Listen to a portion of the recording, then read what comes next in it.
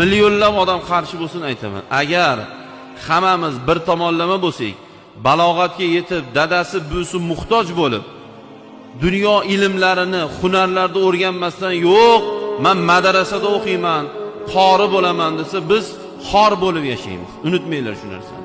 Chunki dunyoda yashash uchun dunyo kerak. Qur'on va hadis, bu zikrlar pul topish manbai emas.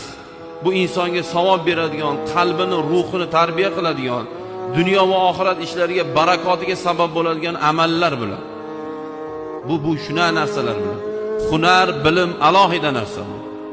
Biz musulmonlar butun dunyoda bugun qora ishchi bo'lib yurishimizga sababi xuddi shundaylarning fikri. Xuddi shundaylarning tor miya, dunyo qarashi tor fikrlarni sabab bo'lib turib, bugun musulmonlar qora ishchi bo'lib yuribmiz. Men sizlarga ko'p aytayapman, "Ey, qachongacha qora ishchi bo'lib yuramiz? Kelinglar endi, biz ham ishlataylik endi."